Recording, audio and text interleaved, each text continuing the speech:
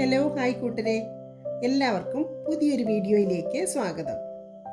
ഇന്ന് ഒരു തനി നാടൻ റെസിപ്പിയായ പാവയ്ക്ക മെഴുക്കുപുരട്ടിയുടെ റെസിപ്പി കണ്ടാലോ? വളരെ പോഷകമൂല്യമുള്ള പാവയ്ക്കയെ കയ്പിൻ്റെ പേരിൽ ഇനി ആരും മാറ്റി നിർത്തേണ്ടതില്ല.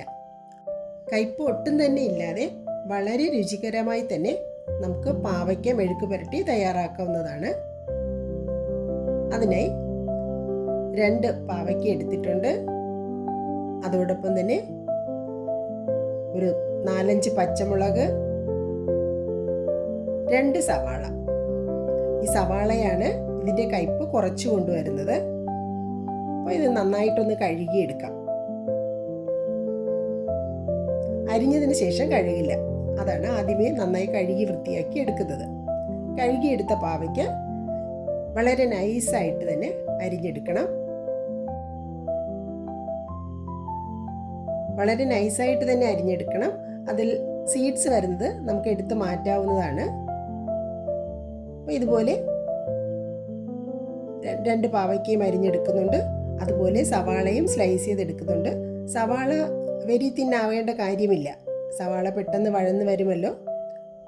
അപ്പോൾ അത് എല്ലാം അരിഞ്ഞെടുത്തിട്ടുണ്ട്. സവാള, പച്ചമുളക്, എരിക്ക് ആവശ്യമായ പച്ചമുളക്, പാവയ്ക്ക എടുത്തിട്ടുണ്ട്. ഇനി ഒരു പാൻ അടുപ്പത്ത് വെച്ച് ചൂടാകുമ്പോൾ എണ്ണ ഒഴിക്കാം. എണ്ണ ചൂടായി വരുമ്പോൾ കടുകിട്ട് പൊട്ടിക്കാം.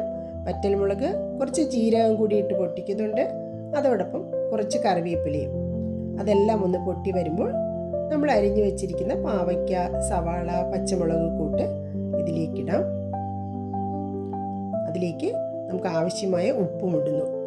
വേറെ മസാലകളൊന്നും തന്നെ ചേർക്കുന്നില്ല. ഇനി നന്നായിട്ടൊന്ന് ഇളക്കി യോജിപ്പിക്കുന്നു. ഇതിൽ എക്സ്ട്രാ മസാല ചേർക്കണം എന്നുള്ളവർക്ക് ചേർക്കാം. ഇതാ വെളിച്ചെണ്ണയും ഉള്ളിയും ഒക്കെ ആയിട്ട് ഇത് മാത്രമുള്ളൊരു പ്രത്യേക രുചിയുണ്ട്. അപ്പം അതുകൊണ്ടാണ് പ്രത്യേകിച്ച് മസാലകൾ ചേർക്കാത്തത്. അപ്പോൾ നന്നായിട്ട് വഴറ്റി യോജിപ്പിക്കാം. കൂടുതൽ വഴന്ന് വരുന്നത് ഇഷ്ടമില്ല, ഒരു ഹാഫ് കുക്ക്ഡ് ഇഷ്ടമുള്ളവർക്ക് ഈ സ്റ്റേജിൽ തന്നെ ഉപയോഗിക്കാവുന്നതാണ്. അപ്പോൾ എനിക്ക് കുറച്ചുകൂടെ ഒന്ന് വഴറ്റി ഒന്ന് മൊരിഞ്ഞ് വരുന്നതാണ് ഇഷ്ടം. അതുകൊണ്ട് കുറച്ചുകൂടെ ഒന്ന് മൊരിച്ചെടുത്തിട്ടുണ്ട്. അപ്പോൾ ഇതിൽ കയ്പേ ഉണ്ടാവില്ല. ചോറിനോടൊപ്പം കഴിക്കാൻ അടിപൊളി കോമ്പിനേഷനാണ്. വേറെ കറികളൊന്നും തന്നെ വേണ്ട, കുഞ്ഞുങ്ങളും കഴിച്ചോളും. കുഞ്ഞുങ്ങൾ ഒരിക്കൽ ഇങ്ങനെ കഴിച്ച് അതിൻ്റെ ടേസ്റ്റ് ശീലിച്ചാൽ പിന്നെ അവർ ചോദിച്ച് വാങ്ങി കഴിച്ചോളും.